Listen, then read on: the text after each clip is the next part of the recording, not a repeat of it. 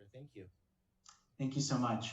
Well, good evening, everyone, and welcome to the joint meeting of the City Council of the City of Marina Valley Community Services District, City as Successor Agency for the Community Redevelopment Agency of the City of Marina Valley Housing Authority, Marina Valley Public Financing Authority, and the Board of Library Trustees.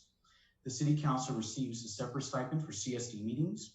I now call this regular City Council meeting to order on June 2nd, 2020 at 6:04 p.m. Before I go to roll call, I just want to make a few comments just briefly in regards to what's unfortunately happening in our community. And we have been through a lot in our community, from the tragic lives that we've lost, obviously 100,000 lives in our nation, 24 lives in Marina Valley, 24 souls, to the thousands of jobs that we've lost in our community, and then now to the civil unrest, unfortunately, that's being taking place throughout the nation, and due to, quite honestly, systemic racism that does exist across several of our institutions. And so I just want to acknowledge that. I think it's important as the mayor for me to do that. And like most Americans, I was deeply disturbed by that video of George Floyd, like I mentioned on my social media platforms, that we all watched for 8 grueling minutes, just seeing that incident unfold. Millions of Americans watched. And the fact that we as a nation had to hold our breath to see if there were going to be any murder charges, that tells you right there that there does need to be some type of reform and some type of change. So I'm hoping that, through our council members that we have here, our leaders of each respective districts, and then myself as the citywide mayor, that we can come up with maybe some possible solutions to maybe, see what type of changes we can actually do in our community for the betterment of our residents. I do understand that there has been a release of pent-up frustration with our residents, and rightfully so. This has been happening for many years to many people of color, brown and blacks as well. And so we do have to acknowledge that as well. I do want to say, though, that on Sunday there were protesters that did come to our community, and they were mostly peaceful. For the most part, there was one arrest, but everybody else was peaceful. And I really do hope that the protest that's happening right now in our community remains peaceful. I was actually there today with them, marching in solidarity, and it was very, very peaceful. Obviously, I had to leave to change and come over here, but I really do believe that we're going to be moving in the right direction, and with some of these changes that I think hopefully we can do for our residents in Marina Valley that, quite frankly, have been demanding this for a very long time. So with that, Madam Clerk, roll call, please. Councilmember Thornton? Present. Councilmember Marquez? Here. Councilmember Cabrera? Mayor Pro Tem Baca? Here. Mayor Gutierrez? Here. Thank you. Staff introductions, please. Pat Jaques Nares, City Clerk. Steve Quintanilla, Interim City Attorney.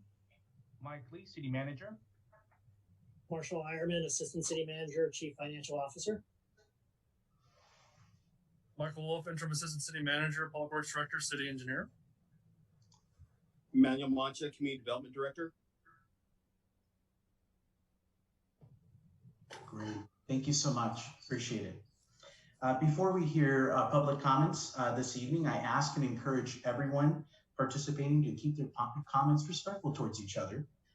Like I've mentioned before, I embrace and support the First Amendment, and I do believe that we can accomplish a lot if we are respectful towards each other, and we're all going to a vision as well. So 1 second here. Okay, there we go. Thank you. Okay. So finally, I ask that speakers bear in mind that comments will be limited to 3 minutes for each speaker, and that you refrain from duplicating comments already made by others, other than to know that you agree with them. Those wishing to speak on items on the agenda or non-agenda items will be able to do so in one round of speaking, and we'll just take all the speakers at that time. And then I'll call 3 speakers at a time. If you could please be ready, that would be great, so we can move the meeting along. All right, that being said, we'll go ahead and start with Brandon Mosley. And by the way, we do have a new system that we just updated. We updated our technology here, so we have a new system with Zoom, and it's supposed to help with the bandwidth and the whole system and everything. So you will see a timer once you start speaking, and that means you are on. Okay, so the first speaker is Brandon Mosley. Hello, can you hear me? Yes, you're on. Yes, thank you. I just quickly want to say thank you for having me and allowing us to speak. But quickly, as we can see, there is clearly a civil unrest, and we can clearly see that people are angry. And it seems to me, it reminds me of Martin Luther King saying that injustice anywhere is a threat to justice everywhere. And clearly we're seeing that throughout Europe, throughout America. And me here, I'm representing PUSH, and we are actually doing a march on Friday. It will be a prayer march. And we have 9 items or 9 possible policy changes that we would like to see. And they range from an oversight board to advisory board, establishment of use of force, transparent database, body camera footage, police prosecution, and a relationship-based policing and town hall meetings. Each one of these agendas I did send to the mayor and also to a couple of the city council members that outline in details exactly what we're looking for and the changes we would like to see. In terms of the oversight board and the advisory board, we want community presence and decision-making, and also opportunity to investigate and be a part of the disciplinary opportunities and options. Also, at the end of all this, we just really want to see peacefulness, and we want to see an opportunity for change. We believe Murray Valley can be a part of the change, and we can be a part of birthing new justice. And that I'll yield the rest of my time. Thank you so much, Brandon. I appreciate all the work that you're doing too as well in the community. Thank you. Next speaker we have is Calvin Wycamp.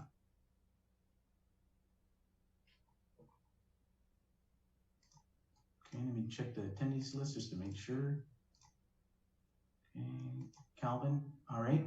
Next speaker we have is Angel Lopez. Angel, you're on. Let's see, Angel.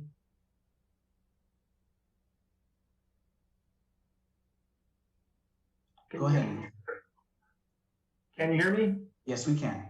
Okay, thank you, Mayor. First, I want to begin by thanking folks in Moreno Valley yesterday for exercising their constitutional rights to protest injustices. And I thank all of those that protested yesterday in a peaceful manner and helping our community to get the message out and to keep things clean, not resorting to riots, violence, or property destruction, because many Moreno Valley businesses are still closed, and many are just now opening their doors. So please help out business owners and do not resort to looting or property destruction, because many of them are trying to get back on their feet to pay their employees and feed their families.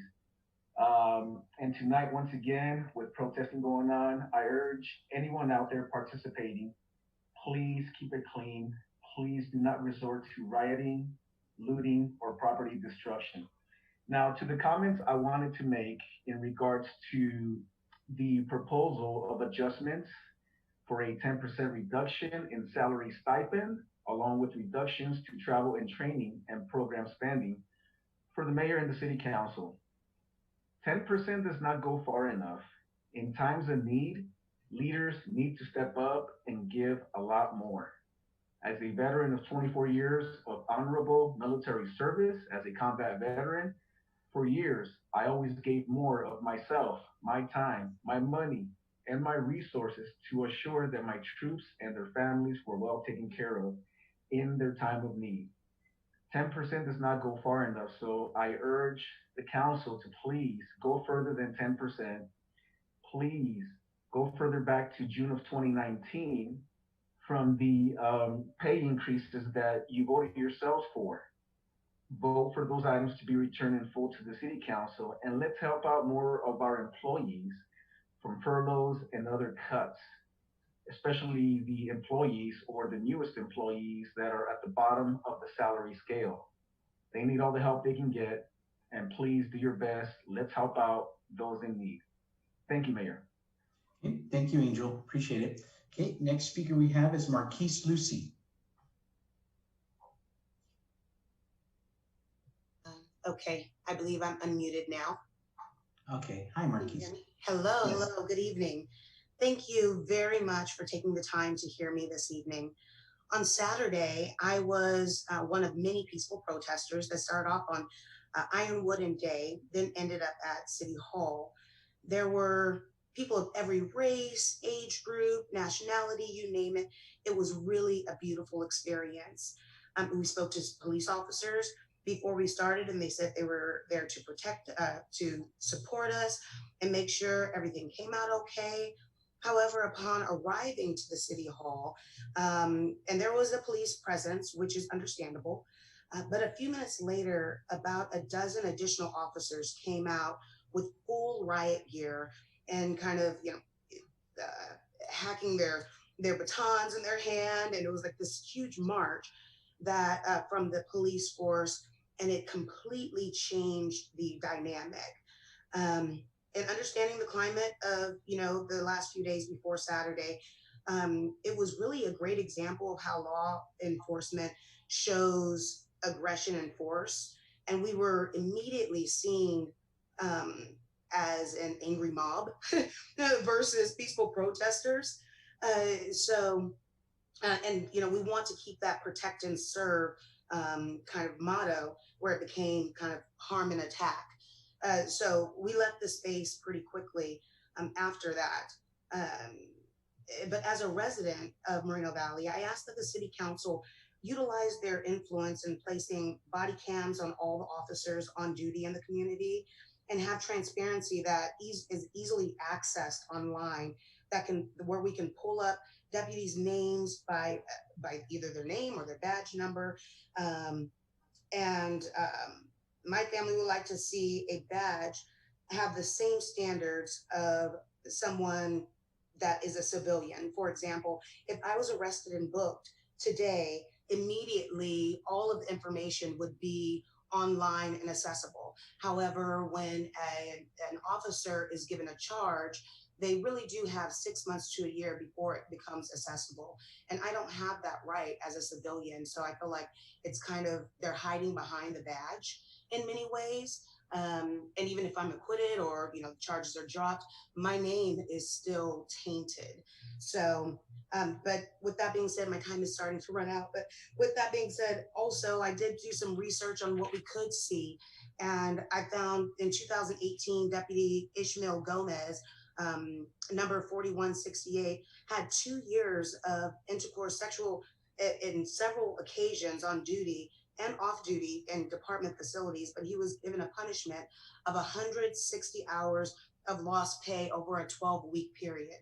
I think it's really important for the public to be a part of that. Okay. Thank you so much. Okay.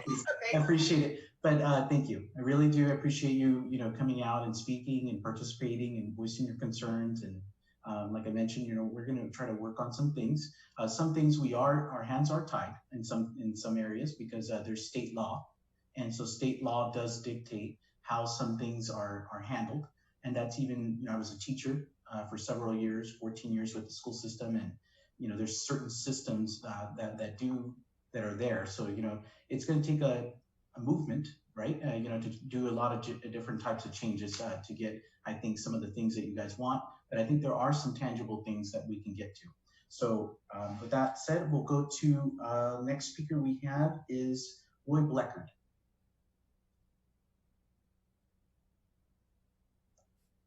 Okay, seeing no Roy Bleckard, Pete or Peter.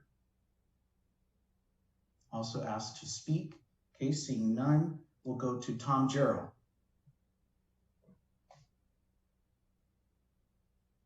Okay, no Tom Jarrell. Okay. Marshall Hawthorne. Okay, no Marshall Hawthorne. Okay. Rafael mentioned. He's Oh. there. Oh, he's there? Okay, is he not? Marshall Hawthorne is there. Okay, Marshall, do you want to speak? Can you unmute? Let's unmute him. Let's see. Marshall, would you like to speak? Yes, I'd like to speak. Okay, go ahead. Hi, my name is Marshall Hawthorne. Oh, we can't hear you.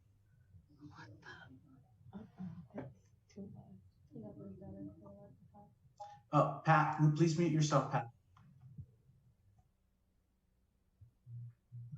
Can you hear me now?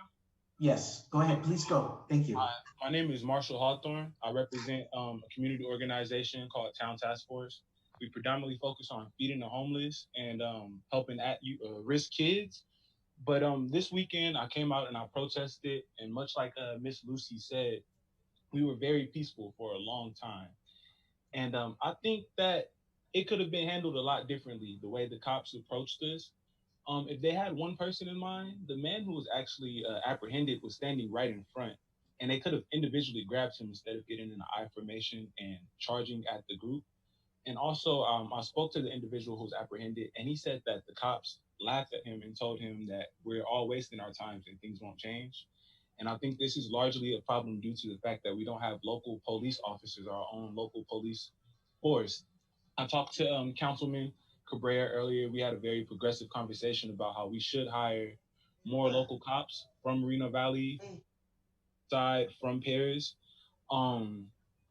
At protests, we should have more minority cops who know how to deal with minorities and don't also carry so much aggression, I feel.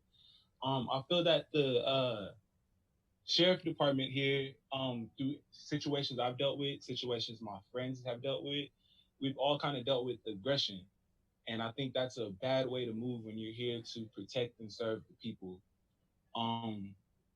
But I think hiring local cops and younger cops, people who understand what's going on in today's world, today's society, how things can escalate faster. And I also agree with Miss Lucy as far as saying that we should have body cameras. I think that would be a big difference in far as how cops act and react to people. And I believe that once we have our own Moreno Valley PD, it will be a much safer environment. I appreciate the fact that you guys have put in a budget to have cops come out and protect us at the protest. But from the live videos I was watching today, it seems that it's kind of excessive, the amount of cops that are out right now for the little amount of people who are protesting. And it's kind of scary, to see these lives and you see these people grabbing their batons and you see them smirking at people while holding their rubber bullet guns and stuff. And it kind of takes the peacefulness out of the protest, when people are there to just say how they feel. And some people are there to just talk to cops and let them know how things can be different. And, they just kind of give us a deaf ear. And I think it's very unfortunate that that's something that we have to deal with. And I'd like to give away the rest of my time. Thank you. All right. Thank you so much, Marshall. Appreciate it. We have, was there someone saying something that I heard? No? Okay. All right. Next speaker we have is, let me see here. I have to look at the attendees here. Mike, I don't know if this is his last name, Mike, and then Meezy. Go ahead, Mike. Hello? Yes. Hello, how's it going? Good, thanks. I like to touch on some things that Marshall Hawthorne said as far, and also Lucy, they touched on that we need more police from the community instead of people who's out of touch with our community. Because a lot of people who've been in this city, we've all grew up around each other. We all know each other in this city. When you get people from out of state, Orange County, all these other people policing our streets, they don't have the same love for the city that we have. And also, I would like to touch on things to help the community. Also, we need more things for like the youth as far as kids that's inside. Not all kids go outside and play basketball. The rec and the soccer field and that skateboard park off Frederick should not be the only thing we have in the city. We need more things for arts, music, and just creatives. This city is full of creatives, full of people who need opportunities to put their art out, and for the city to back them up. It will only help this city get better.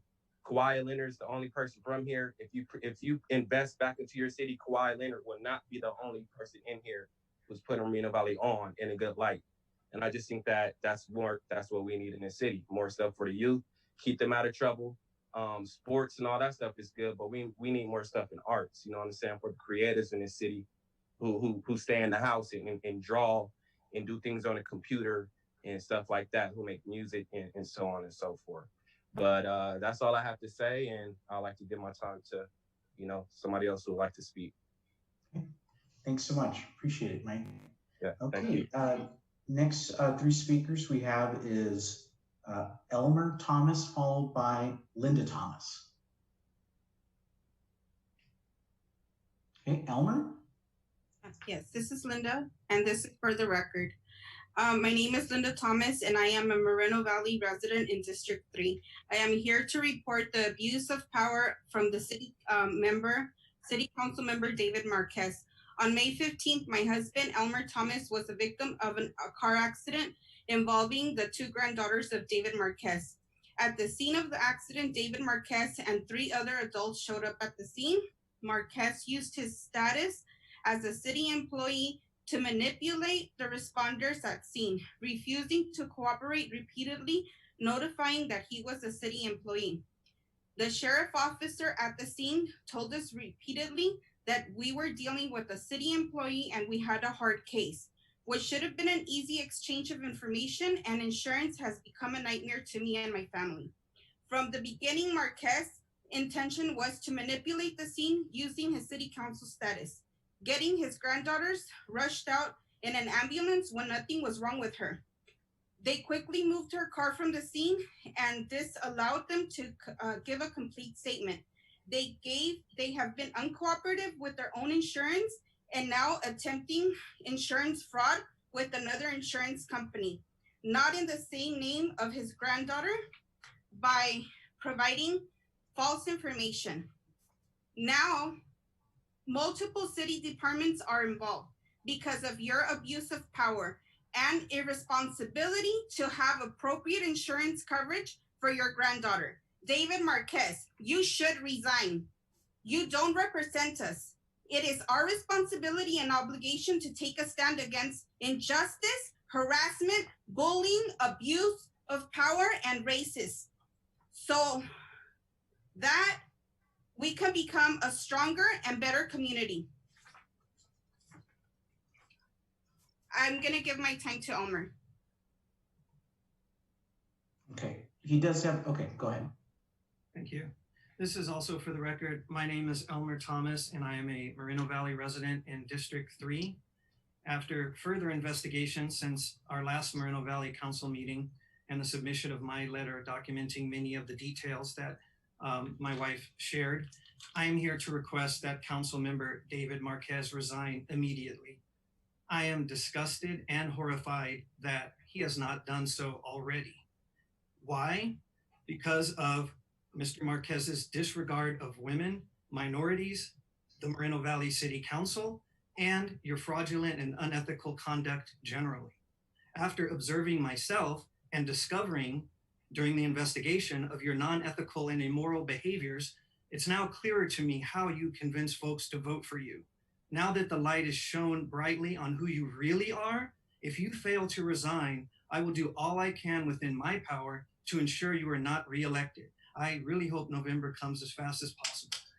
Based on how ready you were to physically attack my wife, I believe that if I would have encountered you in the city of Montebello when you served as a police officer and me as a young Black person, you would have kept that knee on my neck. I absolutely believe that. Once again, I am requesting that Council Member David Marquez resign immediately at the next opportunity to speak in this meeting. For the rest of the community here in Moreno Valley, I encourage you to text Floyd to 55156 and sign the petition so that we can bring those murderers to justice. Thank you, and I yield my time. Okay, thank you. Next speaker we have is Luis Palomares.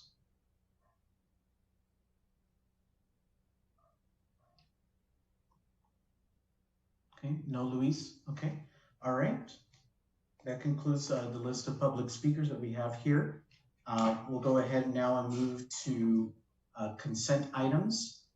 We are now going to move to our joint calendar, sections A through E on the consent calendar. All items listed under the consent calendars are considered to be routine and non-controversial and may be enacted by one motion unless a member of the City Council, Community Services District, City Successor Agency, for the Community Redevelopment Agency, Housing Authority, or the Board of Library Trustees would like that item discussed.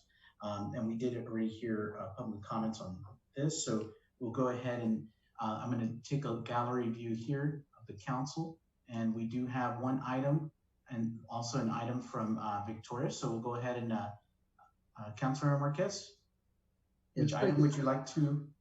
Yes, I'd like to clarify something before we look at the consent calendar. Sure. I want to clarify for the records in the minutes of today's meeting that I reclude myself for one of the items on the consent calendar at the last council meeting.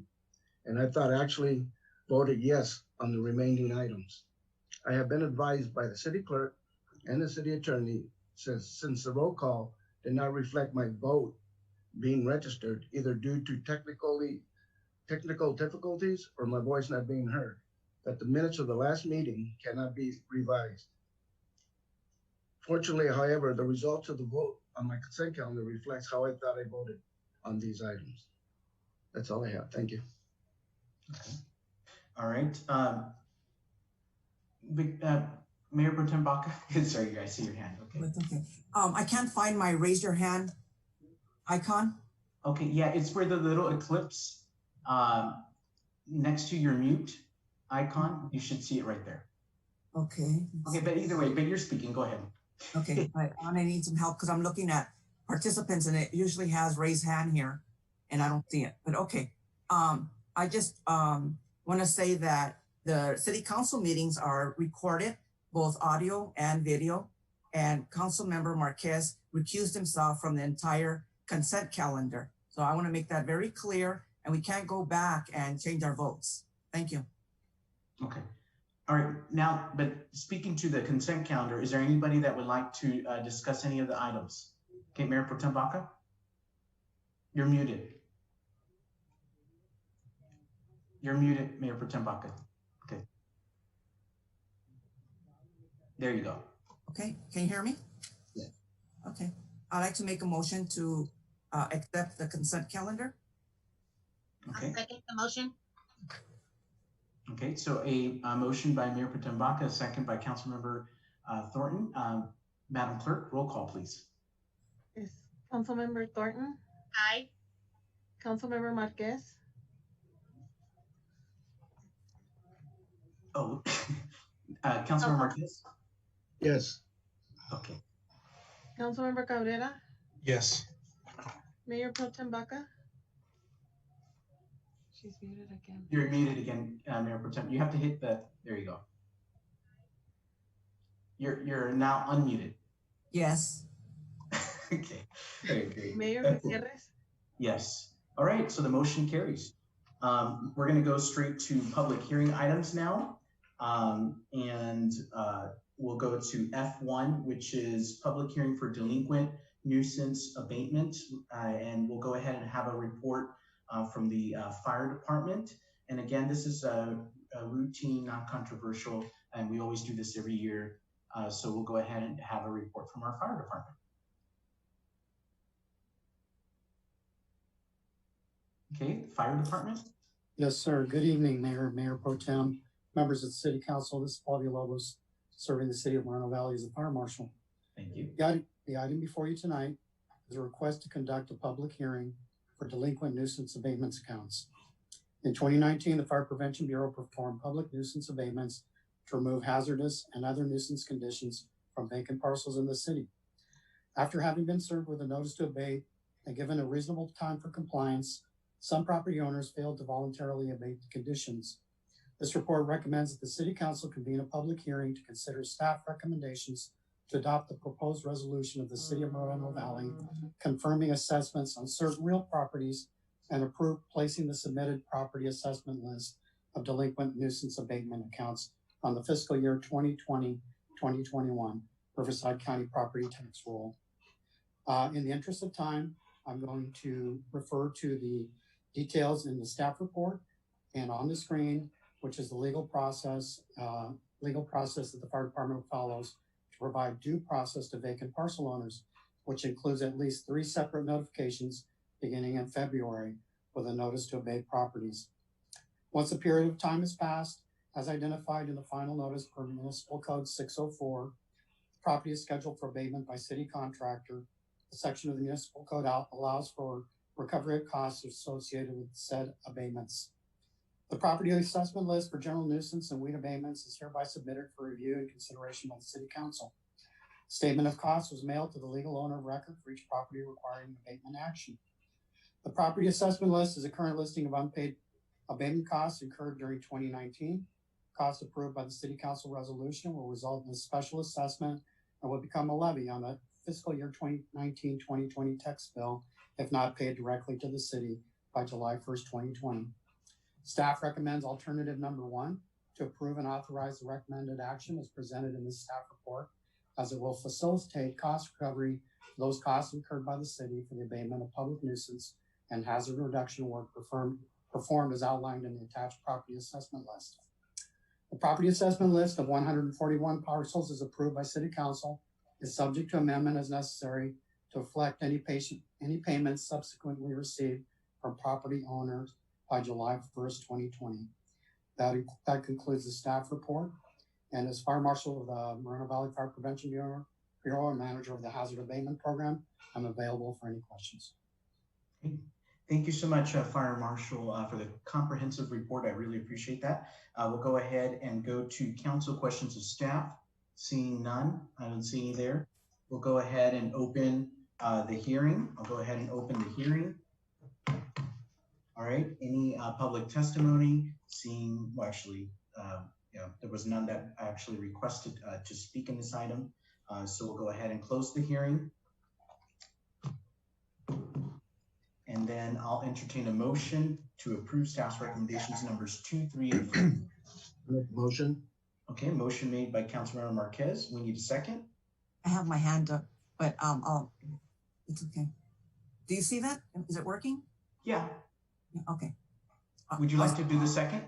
I'll second that we approve staff's recommendations number 2, 3, and 4. Perfect. Okay, so we have a motion by Councilmember Marquez and a second by Mayor Pro Tem Baca. Madam Clerk, please do roll call vote.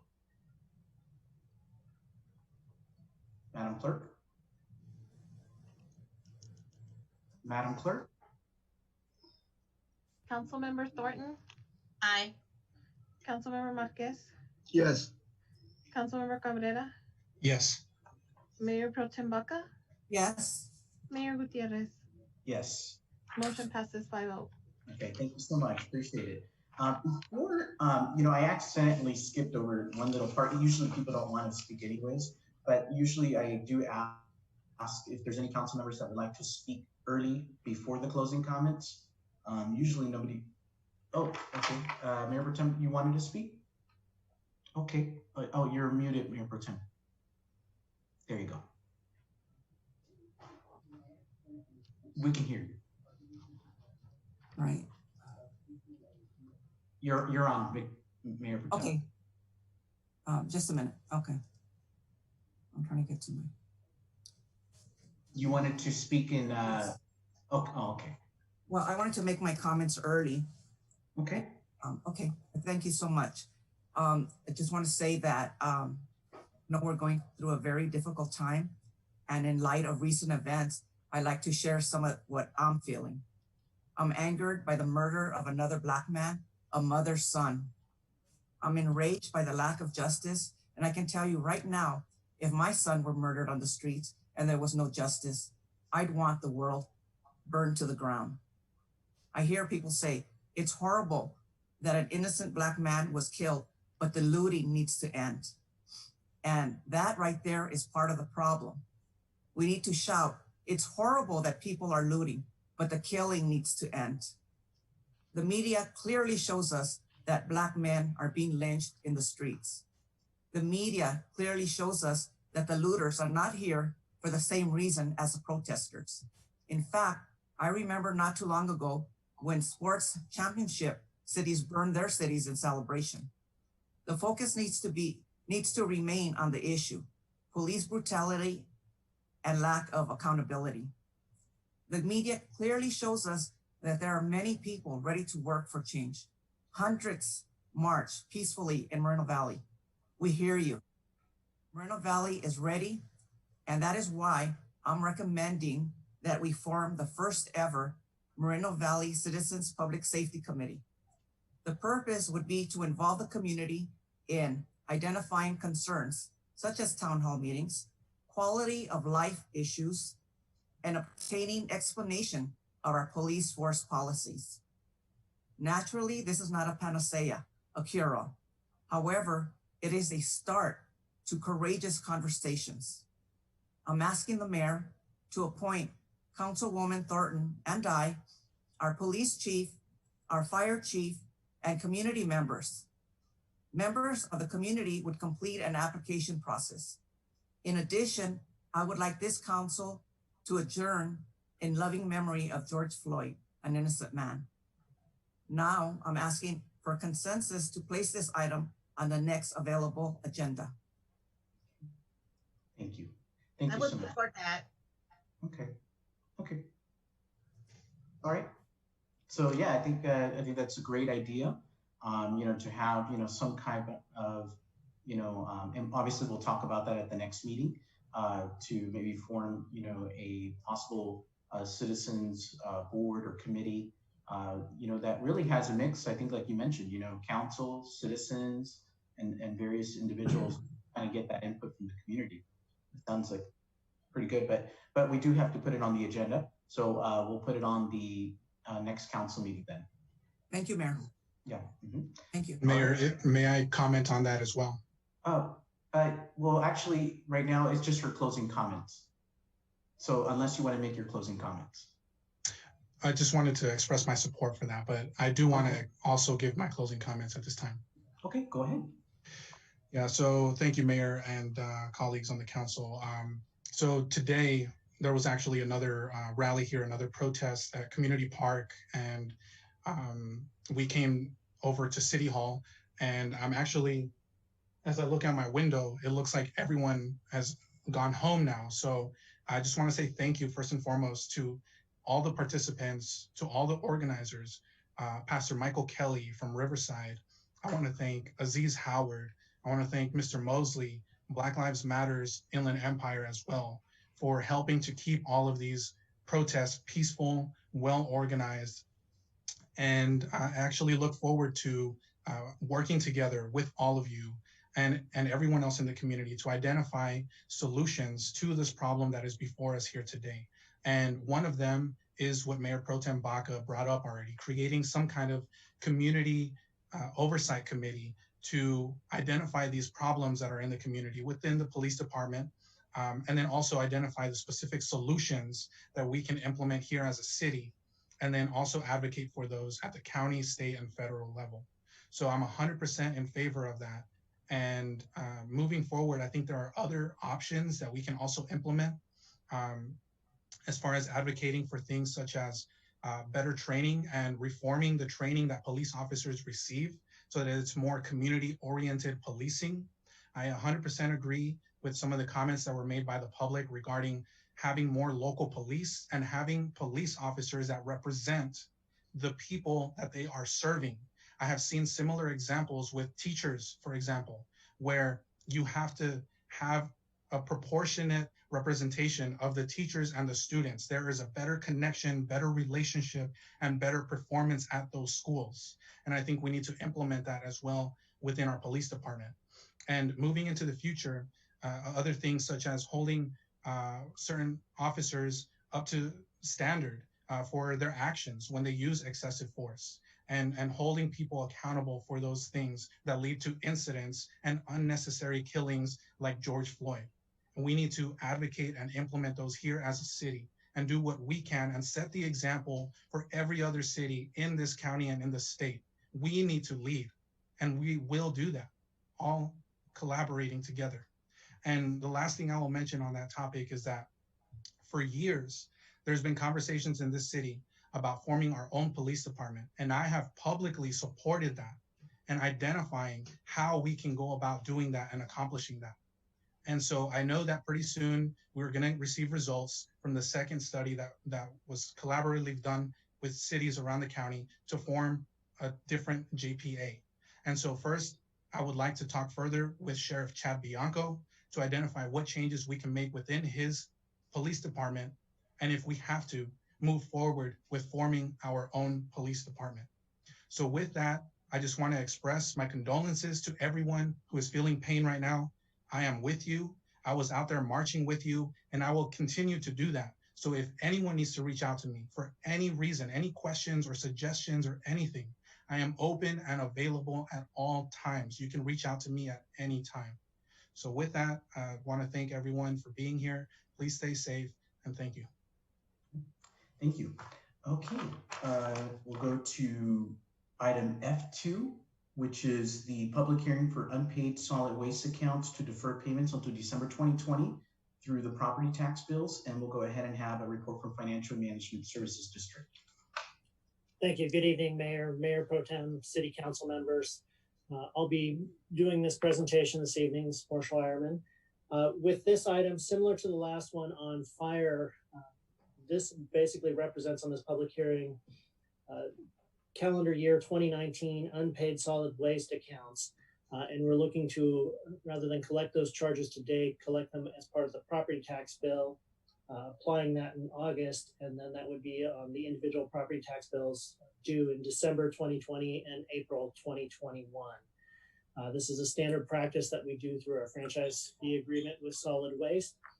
And this allows a streamlined process to collect those delinquent charges while still providing trash services and maintaining the health and safety standards by collecting those trash.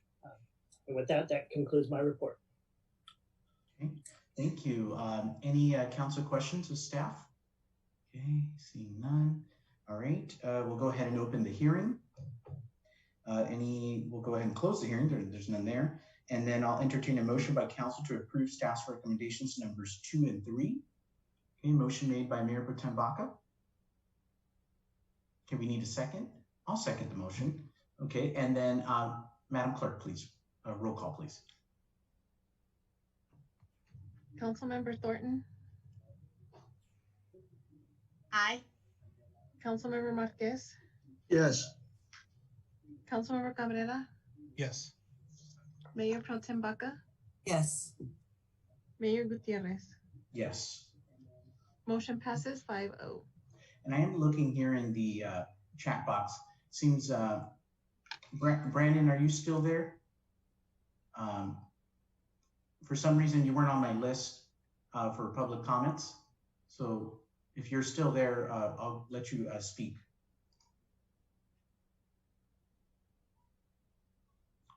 Go ahead, Brandon. Yes, go ahead. I'm sorry. About that. I don't know how that, yeah, usually I get a list here, so go ahead. Sorry, was going to speak on non-agenda item. Is that still permissible? Oh, well, we yeah, go ahead and speak. Generally, we have you just send that email to the clerk, and then she keeps a list, and then she gives it to me. But go ahead. All right, well, I was going to echo Angel Lopez about the city being fiscally responsible. For that item, I mean, I know it's been voted on already. I do not agree that, I do agree that it should have been a lot more. It should be a lot more than a 10% cut for the city council and the mayor's salary. The last 2 years, I've observed the city council majority and mayor not be very sound with our money. There have been times like last summer that you all voted to increase your pay. The mayor and Mayor Pro Tem went to Honolulu on a mayor's conference. They did not need to attend and spend $11,000 nearly to do that. I was here in 2018 where you thought you needed to rename the southern end of Theodore Street for a project and a businessman that donates very heavily to the majority of you. When that project has not even started, and we've had other greater needs in the city. There's other things. The city manager, the last one we had, Tom DeSantis, was the 4th largest paid in the state. These are subtle hints that you were not prepared for an emergency to come, be it a pandemic, an earthquake, or another thing.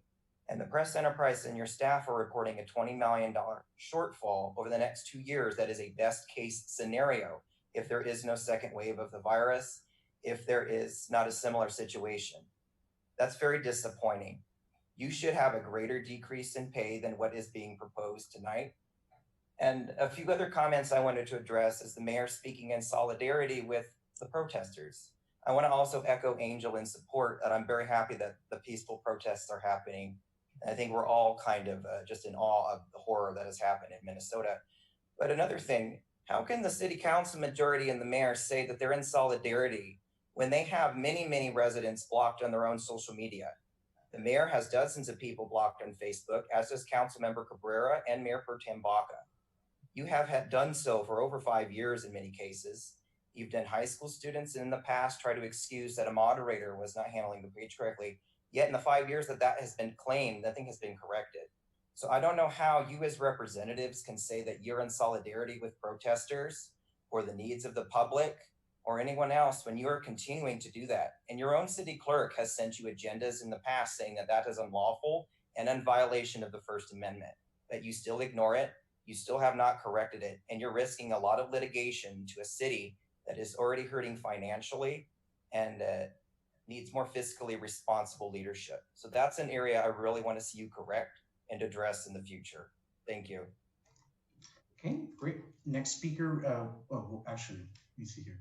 Oh, there's an F item.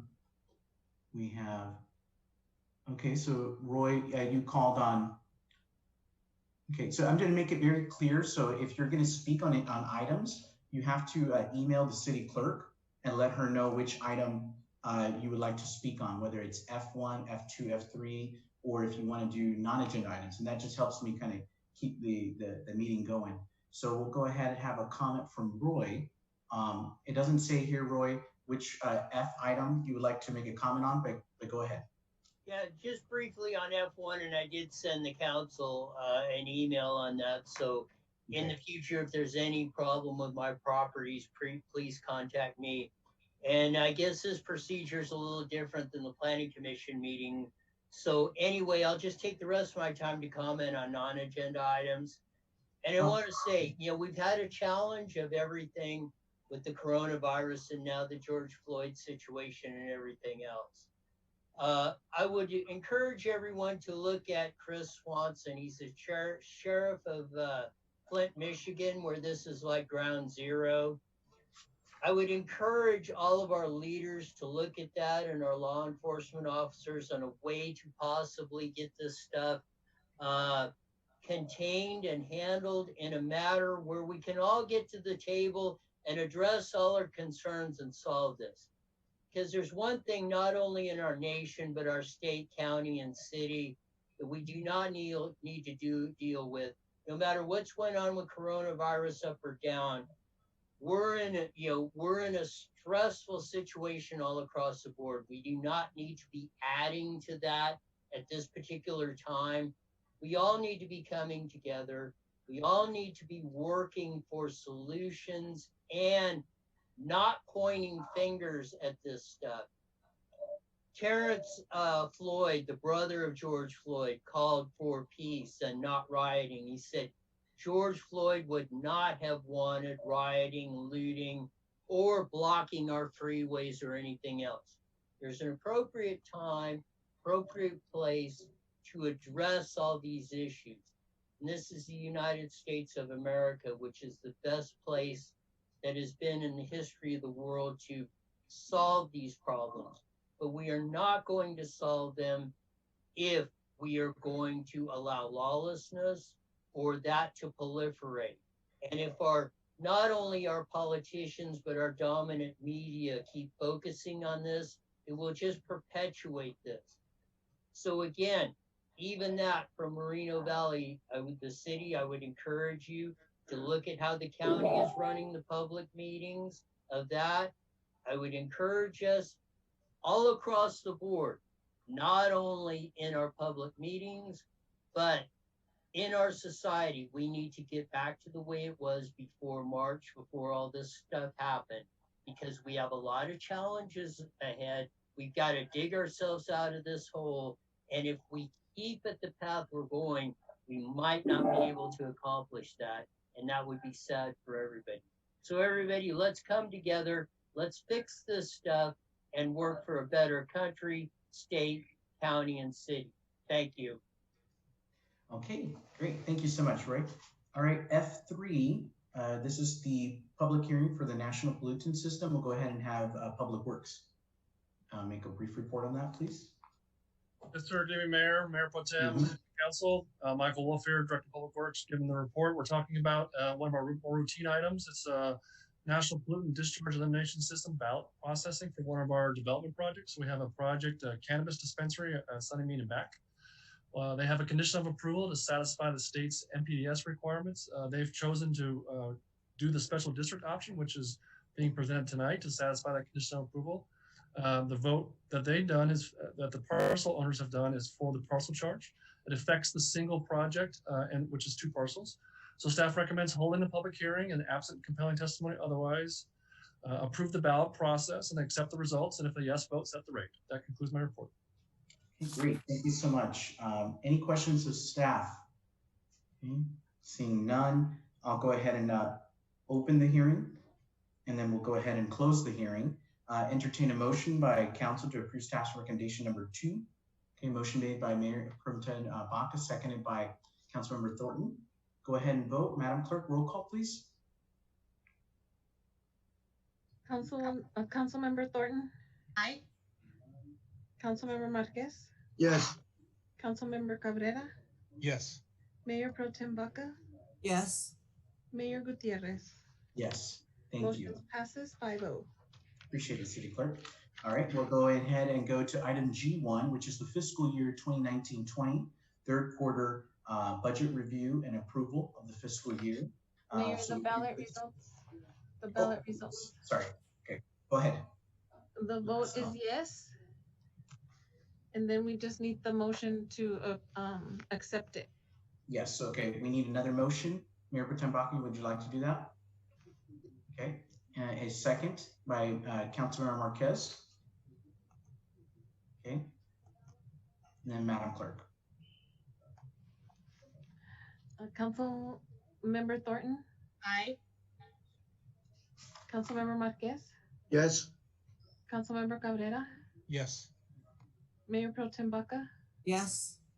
Mayor Gutierrez? Yes. Thank Motion you. passes 5-0. Okay, great. All right, so we'll go to our general business item, which is our third quarter budget review and approval. And again, it's an amendment. And obviously, there's been some changes, obviously, because of the COVID-19 situation. If you could please mute your mics. Thank you. Okay, thank you, I appreciate that. So, so there have been some changes because of the COVID-19, but I do know that because of our budget reserves and the fiscal policies that we have in place, that we've had a balanced budget. We'll continue to have one, even with some of these changes as well. So we'll go ahead and have a report from Financial Management Services District. Marshall? Yes. Thank you, Mayor, Mayor Pro Tem, City Council members. With this item, you kind of touched base on a couple things, but walking through the third quarter, this provides a brief update of where our financials were pre-COVID. So our third quarter of the fiscal year ends March 31st. And so many of these results are indicative of the situation we were looking at prior to any of the pandemic situation. So with that going into the pandemic, I wanted to assure council where we were. Our general fund revenues, essentially, we estimate through that point of the year, we should be about 61% of our projected revenues. At that time, we are at 62%. And with our expenditures, because 3/4 of the year has expired, we would typically estimate about 75% of our expenses would be incurred at that point in time. At the end of the third quarter, we were approximately 62% on the expenditures. So pre-COVID, we were in a very good financial situation, which has helped us substantially as we moved into this. So then we shift into really our third quarter budget adjustments and what we're looking at there. As the mayor mentioned, a couple things that the city council did following the last recession was, we instituted quarterly budget updates to make sure that you're aware of the financials on a timely manner and can make quick and responsive changes to make sure that the budget continues to be balanced. What that has allowed us to do is basically maintain a balanced budget over the last 8 years. And also with that last recession, the city council made certain actions to establish emergency reserves. So when we reached a situation like this, we had funding to bridge the gap to allow us to make the adjustments necessary in services and activities, and hopefully get us through this transition as we recover from the pandemic. So with the budget adjustments in fiscal year 1920 and fiscal year 2021, we do see a reduction in some of the sales tax revenues and transient occupancy tax. That's really where we've seen the impacts of the COVID pandemic. But we've been responsive to those. So to meet those items or bridge that gap, council has moved forward in May. Staff actually worked with the city council to negotiate an adjustment in their salaries for a short-term pay reduction through the next fiscal year. That coupled with reductions in compensation for the council, operational efficiencies, along with delaying or deferring some of the internal service funds to rebuild additional reserves and transfers to parks, has allowed us to balance the budget with minimal use of those emergency reserves. So to make these adjustments in fiscal year 1920, essentially we're using or projecting about $2.8 million of that emergency reserve to bridge that gap. And keep in mind, with that time period, we only had a couple months of the fiscal year, so it was hard to identify savings in that period. As we reach fiscal year 2021, that starts on July 1st, we're able to balance that budget without the use of additional reserves. And so the staff report sets forth many of those changes to get that information and to get it balanced. A couple of the goals have been really to avoid layoffs at this point in time and to not impact services as provided to the community. And so we've been able to do those with these initial efforts while maintaining our fiscal stability within the city. Beyond that, what we do have is when we utilize the reserve funds, we have to have a repayment plan. We'll be looking at any savings from 2021, and then it'll become part of the 2-year budget that will have that repayment for that $2.8 million, if anything remains at that point in time. As a separate item, what we have in the staff report as well, we're moving forward with the amphitheater. It's progressing. If you've driven by the site, you'll see that it's starting to go vertical on certain components. We need to make sure that we have a fee schedule in place. So when the amphitheater is open, hopefully in this fall, we'll be able to utilize that and charge rents. This fee schedule essentially set on kind of a market-based rent. We need to be comparable to other facilities that could be rented out. And we review this on an annual basis. So this will give us the starting point, and we'll be able to look at that going forward each year based on activity and what occurs in the rest of the community as well. And with that, that completes my report this evening.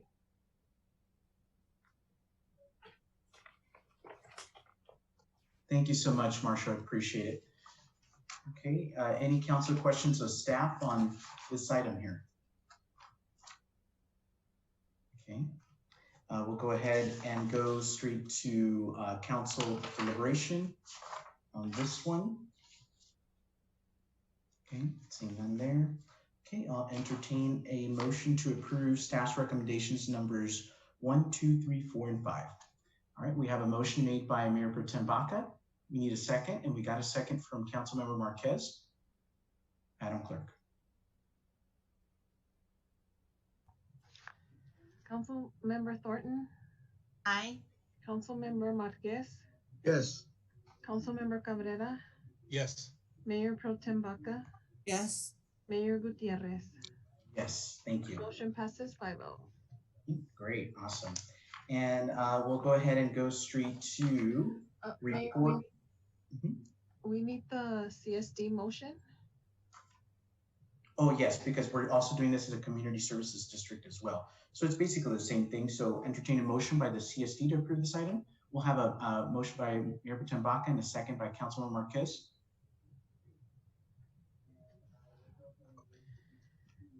Okay, please. Go ahead, Mayor. Councilmember Thornton? Aye. Councilmember Marquez? Yes. Councilmember Cabrera? Yes. Mayor Pro Tem Baca? Yes. Mayor Gutierrez? Yes, thank you. Motion passes 5 ayes. All right, so we're going to go straight to reports. We have a report, a city council, 2 city council reports, one from the March Joint Powers Commission and one from the WRCOG. And these, the representatives that we have for these commissions is Mayor Pro Tem Baca. So if you can go ahead. Oh, let me okay. Let me mute her. There we go. Okay. Can you hear me, Mayor? Yes, go ahead. Thank you so much. Tonight, I'm providing an update from the March Joint Powers Commission meeting held on May 27th. At that meeting, the commission amended the annual budgets for the JPA, the Airport Authority, and the Utility Authority. We also updated the Transportation Uniform Mitigation Fees, also known as TUMF, that JPA collects for the Western Riverside Council of Governments to reflect changes in the cost of construction. For the WRCOG meeting, the Executive Committee adopted the fiscal year 2020-2021 agency budget. The current budget represents a total decrease of approximately 30% compared to prior fiscal years. And that concludes my reports. Thank you. Hey, thank you so much. Really appreciate that, Mayor Pro Tem. Okay, we'll go ahead and go straight to City Manager's report. And City Manager, also I'd like if you could address some of the comments, the inaccuracies, I guess I could say, of one of the speakers that mentioned regarding, the City Council salary and all that. And if you can kind of share a light of, how much we actually make, and then also just address some of those issues as well. Absolutely. Thank you, Mayor, Honorable Mayor, members of the City Council. There's two items I do want to address tonight. First is the inaccuracies that were made. The City Council has been very, very fiscally prudent. Over the past several years, the City Council has always had a balanced budget, and it was a succession of 9 years in a row that we had a balanced budget. And throughout the history in the past 9 years, the City Council had the leadership to actually put money into the reserves. We actually had one of the healthiest reserves of a lot of the cities in the Inland Empire. And this pandemic has affected all cities. And all cities, as I know of, has had some fiscal impact as a result of the pandemic.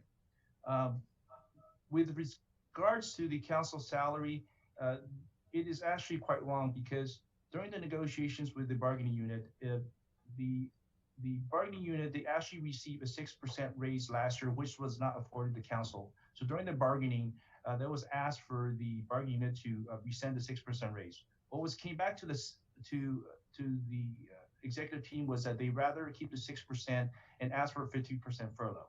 And so as a comparison, City Council took 10% cut, and they were not afforded the 6% compared to the rest of the units. So we're pretty much at parity. And I also want to commend the council's leadership in actually taking substantial cuts into some of the operational expenses in the mayor's and council office, which other departments did not also absorb. So I hope I addressed that issue. And also, there was a lot of speakers tonight talk about what has happened today. I think we are all hurting. And I really want to commend the Mayor Pro Tem's leadership for coming up with this Citizen Public Safety Committee. I think the first ever. I think of all the cities in Inland Empire, I think we're the first one proposing this. And we will definitely work really hard to bring this to the next City Council meeting. And I look forward to a lot of input and a lot of participation to really have all of our community come together and have innovative ideas to help resolve this problem. This concludes my report. Thank you so much. Thank you so much, Mike, as a city manager, for that comprehensive report. Thank you. We also have a city attorney. Mr. Mayor, I have nothing interesting to report today. Okay. It's been an exciting 2 days. Right? Yeah. And I just want to say you've been just working really hard. So thank you so much. Appreciate it, Steve. Thank you. Okay. That brings us to reports and comments from council members. Wait, hold on, I got a comment here. So we'll go ahead and have, I believe, so it was Mayor Pro Tem Baca and Councilmember Cabrera that made their comments. So Councilmember Thornton, you're up. Thank you, Mayor. So I just wanted to use my time to kind of reflect on things that are going on, to be Black in America and talk about the Black experience in 2020 and many of the inequitable treatments that occur in our day-to-day difficulties in navigating being Black in America. I know that this conversation is difficult, but it's vitally important that we as leaders in the community, that we as residents of California be proactive and trying to disrupt racism in America. I stand alongside the residents of Moreno Valley who have been actively engaged in peaceful protest. That is our constitutional right.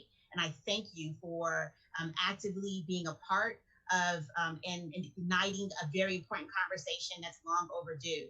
I mourn for the death of George Floyd and too many others whose lives have been arbitrarily cut short due to these systematic problems and practices that has been a reality for Black Americans for decades. We have a duty to facilitate this dialogue, and I'm excited about it coming to the agenda next month. At our next meeting, and I know that Moreno Valley will lead the way in Riverside County. And I just wanted to speak also to the 2 points that the constituents mentioned earlier about us having local police. I completely agree wholeheartedly. And one of the issues that occurs with that is a pipeline issue, right? We have declared war on the police. And there used to be a time where kids grew up wanting to become police officers, and that's not necessarily happening now. Our new sheriff, Bianco, has done a really great job of recruiting, and we have more deputies out, but there's still not as many people going to the police academy as they used to in the 80s and 90s. And so in order for us to have local officers, they have to apply and pass the training. And so what I would say to the residents of Moreno Valley who are speaking and protesting on behalf of police brutality, you have to be an active participant and think about becoming a law enforcement officer and being engaged. There's a police academy at RCC, and they always have vacancies. And if you go on the Riverside Sheriff's website, they're currently recruiting. I know that there's protests going on right now within our city boundaries, and I just want to encourage all of the parents. If you have kids, whether they're young adults or teenagers out past curfew, please call them up and hold them accountable and get them indoors.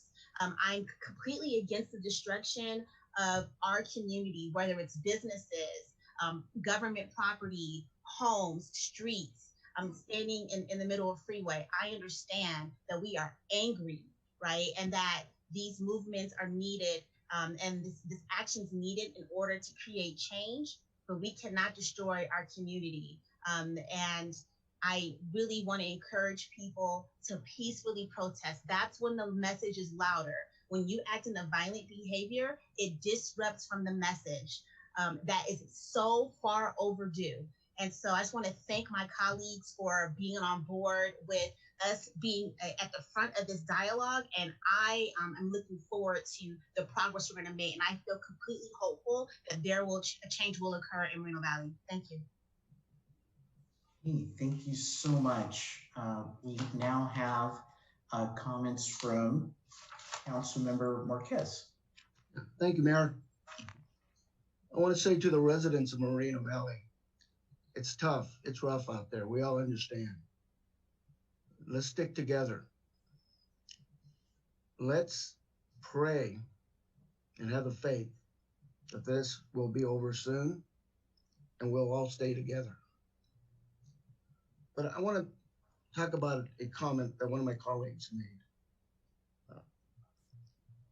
If I had a family member that was murdered by a police officer, I wouldn't incite a riot by saying, oh, I'll burn down the United States. No, I would say is, let's go after the individual that caused the homicide, a murder. We're not here to incite riots by our comments. We're here to work with the police department, work with our residents. We have a good police department. Yes, we do have problems. We have them anywhere we go. All police departments have problems. When I was a former policeman back in the 90s, yes, we didn't have these problems. They didn't exist. My belief is this. You go out there and do a job, and you do it to the best of your ability. If you do have a individual that's not walking a straight line. Yeah, get rid of him. Don't wait till he has 18 complaints against him. Get rid of him. I see that doesn't happen now. This officer who committed this act of homicide supposedly had 18 complaints against him. And he was still out in the street carrying a gun. I hope our police departments or our sheriffs or our chiefs doesn't let that happen. If our police department, we have a complaint against an officer, I want to see that officer get terminated. We don't need them out here. Riverside County Sheriffs, they do a good job out here, the best of their ability. I support them very wholly. But you know what? You got bad apples, get rid of them. This past week, I've had a lot of personal comments about me. I'm not going to get into that personal part. But what I will say about these comments made about me, and I want to just clarify it. I not at one time ever mentioned who I was at the site of an incident that occurred. Not one time I mentioned who I was. Never talked to the officer, never talked to anyone else, never interfered. I was there because my granddaughters were hurt in this accident. That was my number one concern, make sure they were all right. And yes, they were taken to the hospital and they're still suffering. But you know what? You can attack me all you want. That's me. But don't bring my family into this. My family had nothing to do with this. And for these other residents that out there think that I did something bad, you're more than welcome to call me and ask me, and I'll share it with you, but I'm not going to do it over my council meeting. And with that being said, I hope everyone has a safe, and we'll get over this. Thank you. Thank you so much, Councilmember Marquez. And I'll just make my comments, closing comments, just brief. First, I just want to truly I want to thank our city staff. I want to thank our city staff for just working really hard. And if I don't mention your name, I apologize if I forget. But, I just want to thank Mike Lee, our city manager. I mean, he's been working around the clock. I want to say 70 hours a week, if not more. Also over the weekend, messages that he receives via text message. I know and I'm aware, that you get those messages from us and then you respond. And so I just want to say thank you, and we have, we support you. And I think you're doing an awesome job, a fabulous job. I also want to thank our police chief as well, John. I know, John, you couldn't be here tonight, but he's been doing a great job as well, and really in trying to keep the peace and keep the calm, and that way we're not ending up like a city like Santa Monica or LA where there's a lot of incidents that are kind of happening. So, I mean, not everything's perfect, right? I mean, sometimes I know the majority of the protesters, are peaceful, but unfortunately there's people that come out of town, I think, that are agitators. There's some that are agitators and cause issues. And so I think he's done a fairly good job with that. I do want to thank all of our city employees as well. They've been working really hard through this whole pandemic, especially, coming into work, having to wear the face mask and all that, and being an essential worker, and just, being concerned because of the civil unrest. I had an employee ask me, should I be here? Should I not? And I told him, no, you're fine. It's going to be okay. It's going to be okay. Because I do have confidence that the people that were there on Sunday and the people that were there today, that were here today, they were peaceful. They were very, very peaceful. I was there as well, and it was very, very peaceful. So I just want to thank our staff for all of their hard work, and Pat also for working on a lot of special projects as well. I appreciate you and keeping the whole council together and support. and special projects. And then I also want to thank Patty from Parks and Rec, because she's doing a lot of good work with the Mobile Meals program and also the Mobile Senior Eats program and a lot of those different things.